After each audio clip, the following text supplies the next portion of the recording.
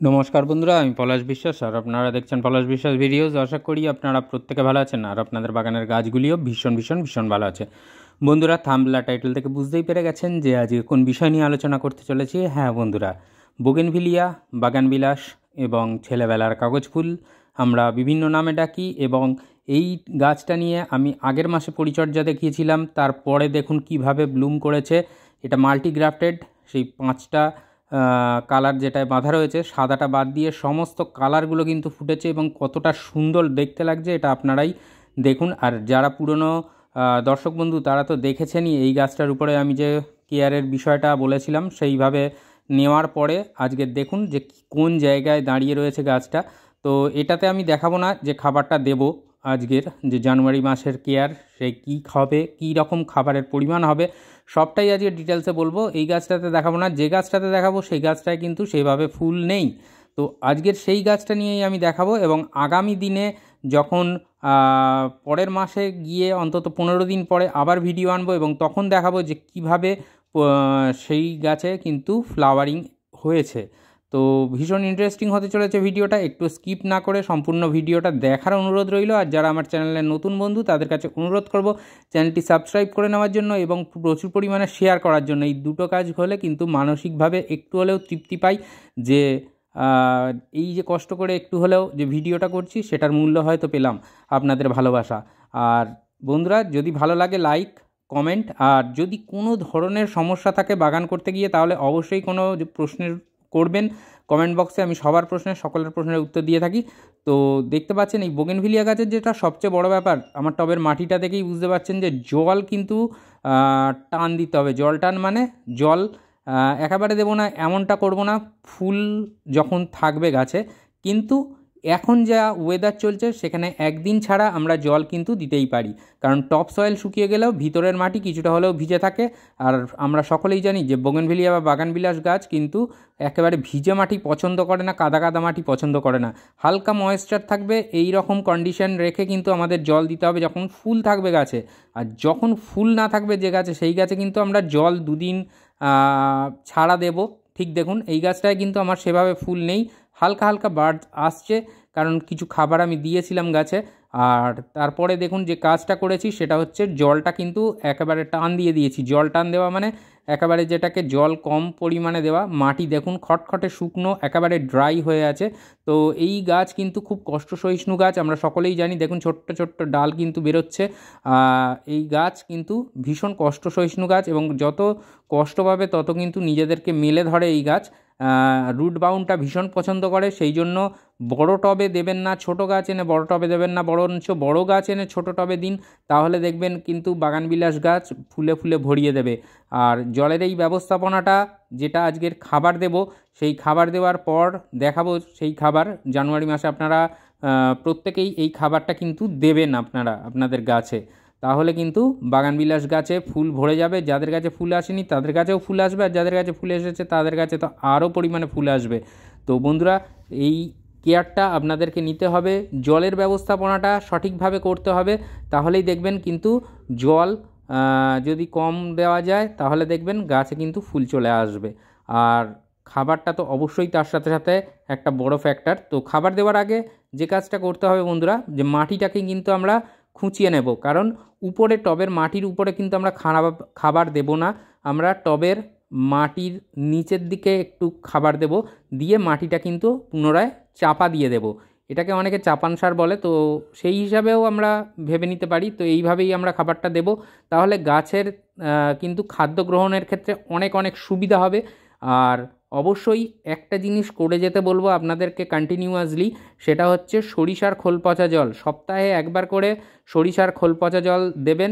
এখন শীতকাল, 4 থেকে 5 দিন লাগবে পচতে, মানে যে যে সময় আপনারা খাবারটি মানে সরিষার খোল পচা জলটি দেবেন সাধারণ জলের সাথে মিশিয়ে, সেই জায়গাটায় যেতে কিন্তু 4 থেকে 5 দিন লাগবে, কারণ ঠান্ডাটা একটু বেশিই আছে এখন। তো এইভাবে আপনারা কিন্তু কেয়ারটা করে যাবেন। সপ্তাহে সরিষার খোল পচা জলটা কিন্তু কোনো মতে বন্ধ করবেন না। প্রতি সপ্তাহে একবার করে সরিষার খোল পচা জলটা আপনাদের চালিয়ে যেতে হবে। আর টবের মাটির কিনারা থেকে এইভাবে নালা মতন খালা মতন করে নেবেন, সেইখানে খাবার দেবেন এবং খাবার দিয়ে চাপা দিয়ে জল দিয়ে দেবেন। আর যে জিনিসটা বলবো বন্ধুরা, গাছে কিন্তু অনুখাদ্যের স্প্রে করতে হবে যাদের কাছে ফুল আসছে না। যে কোনো মাইক্রোনিউট্রেন্ট, যে কোনো একটা মাইক্রোনিউট্রেন্ট, বাজারে প্রচুর মাইক্রোনিউট্রেন্ট পাওয়া যায়। আমি অ্যাগ্রোমিন গোল্ড ইউজ করেই, আবার কখনো কখনো মানে বিভিন্ন ধরনের বিভিন্ন কোম্পানিটা ফ্যাক্ট নয়, যে কোনো একটা অনুখাদ্য আপনারা বাজারে ব্র্যান্ডেড কোম্পানি থেকে দেখে কিনবেন। সেই কোম্পানির অনুখাদ্যটাকে কিন্তু আপনাদের ব্যবহার করতে হবে, তাহলে কিন্তু গাছে কিন্তু প্রচুর পরিমাণে ফুল আপনারা পাবেন। তার কারণটা, ফ্লাওয়ারিং করতে গেলে আমরা বাইরে থেকে যেটা এনপিকে ম্যাক্রোনিউট্রিয়েন্ট সেটা কিন্তু দিয়ে দিই, কিন্তু মাইক্রোনিউট্রিয়েন্টটা আমাদের স্প্রে করতে হবে। তো দেখুন, এই সেই জানুয়ারি মাসের খাবার 1 চামচ করে রয়েছে হাড়গুঁড়ো শিংকুচি, আর এটা রয়েছে সিঙ্গেল সুপার ফসফেট। ডিএপি রয়েছে 12 ইঞ্চি টবের জন্য 12 দানা, আর 10 ইঞ্চি টবের জন্য 10 দানা, 8 ইঞ্চি টবের জন্য 8 থেকে 10 দানা, এরকম একটা নিয়ে নেবেন। সামান্য কম বেশি হলে কোনো সমস্যা নেই। আর লাল পটাশ রয়েছে 1 চামচ পরিমাণে। যারা লাল পটাশ ইউজ করেন না, যারা 0050 যেটা এসওপি সালফেট অফ পটাশ যারা ইউজ করেন, তারা কিন্তু পাতায় স্প্রে করে দেবেন। আর বাদবাকিরা কিন্তু এই পরিমাণে খাবারটা নিয়ে সুন্দরভাবে মিক্সড করে নেবেন, যাতে প্রত্যেকটা উপাদানের সাথে মিশে যায়। কারণ যে সময় আমরা খাবারটা দেবো টবের মাটিতে কিনারা ধরে, সেই সময় যেন সমস্ত জায়গায় সমপরিমাণে খাবার কিন্তু গাছ গ্রহণ করতে পারে, এই জিনিসটা আমাদেরকে মাথায় রাখতে হবে। এবং সেই কারণেই কিন্তু এইভাবে খাবারগুলিকে আমাদের মিক্সড করে নিতে হবে। আর খাবারগুলি মিক্সড করে নেওয়ার সাথে সাথে কিন্তু আর একটা কাজও করে যেতে হবে বন্ধুরা। ভিডিও চলতে চলতে আমি বলে দেবো যে কি কি আরও স্প্রে করবেন, যার ফলে কিন্তু প্রচুর পরিমাণে ফ্লাওয়ারিং আপনারা পাবেন আপনাদের বোগেনভিলিয়া গাছ থেকে। আর এই যে জানুয়ারি মাসের প্রথমের দিকেই ভিডিওটি দেখার সাথে সাথে কিন্তু এই কাজটা করে দিন, তাহলেই দেখবেন কিন্তু 10 থেকে 15 দিনের মধ্যে কিন্তু ফ্লাওয়ার চলে আসছে। আর এই যে খাবারটা দিতে হবে মাসে 2 বার, মাত্র মাসে 2 বার এই খাবারটা দিন, বোগেনভিলিয়া গাছ কিন্তু হাসবে এবং বাগানকে কিন্তু ফুলে ফুলে ভরিয়ে রাখবে। তো দেখুন, এইভাবে মিক্সড করে নিয়ে খাবারটা দিতে হবে। এবং খাবারটা দেওয়ার সময় যেটা বলবো যে সকালের দিকে দেবেন যতটা পারবেন, কারণ সকালের দিকে দিলে তাহলে কিন্তু খুব তাড়াতাড়ি গাছও কিন্তু গ্রহণ করতে পারবে। রাসায়নিক যে খাবার রয়েছে, মিক্সড করা রয়েছে, সেই রাসায়নিক খাবারগুলো কিন্তু, যেগুলো জৈব খাবার রয়েছে, ওগুলো ডিকম্পোস্ট হতে একটু হলেও সময় নেবে, গাছ ধীরে ধীরে সেই খাবার গ্রহণ করবে। তো এই যে ব্যবস্থাপনাটা দেখালাম, এই ব্যবস্থাপনাটা আপনাদেরকে করতে হবে বোগেনভিলিয়া গাছের জন্য খাবারের। আর তার সাথে এই খাবারটা মাটিতে দিলেন, তার ঠিক 2 দিন বাদে আপনাদেরকে বলবো যে হিউমিক অ্যাসিড, এই হিউমিক অ্যাসিড কিন্তু ভীষণ ভালো কাজ করে বোগেনভিলিয়ার জন্য। হিউমিক অ্যাসিডটাকে আমরা জলে গুলে দিয়ে দিতে বলবো। 1 লিটার জলে 2 টেবিল চামচ পরিমাণে নেবেন, নিয়ে যদি দানা ফর্মে হয়, আর লিকুইড ফর্মে হলে 1 ml থেকে 1.5 ml নিয়ে আপনারা কিন্তু টবের মাটিতে দিয়ে দেবেন 1 লিটার জলের সাথে মিশিয়ে। এটা 1 লিটার জলের পরিমাণ বললাম। এবার যতটা জল লাগবে আপনাদের, যেরকম জল দেন গাছের উপরে, সেই পরিমাণে কিন্তু এই খাবারটা হিউমিক অ্যাসিডটা আপনাদেরকে দিতে হবে।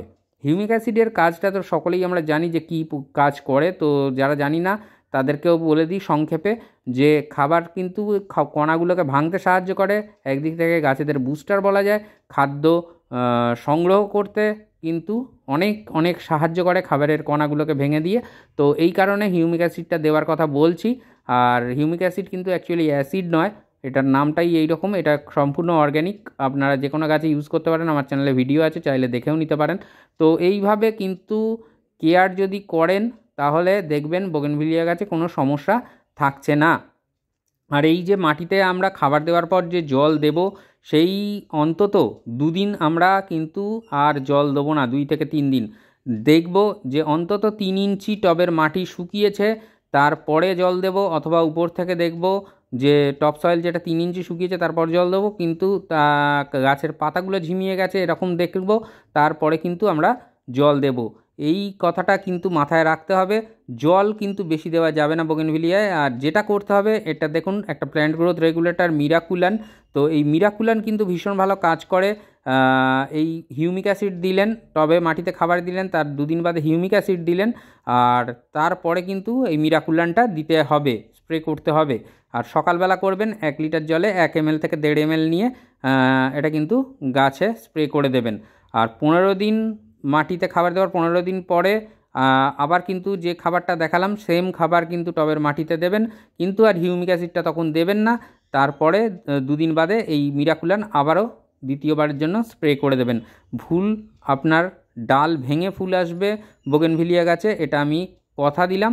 আর প্রচুর পরিমাণে ফুল পাবেন এটাও বললাম।